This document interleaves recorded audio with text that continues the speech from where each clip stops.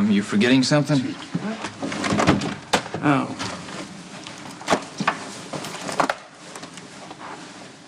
Max, catch up to that freak, will you? And I don't care what you got to do, bring him back. I need to get the results. You got it, boss. Look, Dad, it might make it easier, but I don't think we need camera footage to figure out what happened. What do you mean? I was at the warehouse, okay? I was there up until I left for the wedding. I know exactly who came and who went. What about after? There's got to be an hour gap. We don't know anything until we see the footage. Thanks to Michael, it wasn't hard to piece together. Noticed something was off at the warehouse. Off how? Well, I couldn't grab hold of it. At first, I thought something was missing or misplaced, but then I started thinking in reverse. Like there was more stock than when I took inventory. Hey, he was right. I found 7 bags of what looked like uncut hydrocodone on a pallet mixed in with bags of coffee. Frame job.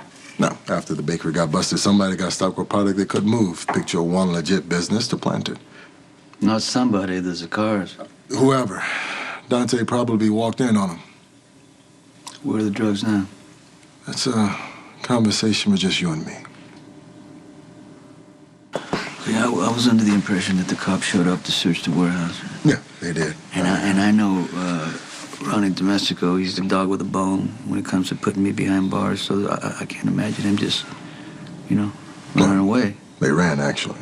Some of them, anyway. Yeah. I assembled and planted a bomb. You carry a C4 around, just in case? No, ordinary items can cause indecent blast. All you need is a basic knowledge of high school chemistry.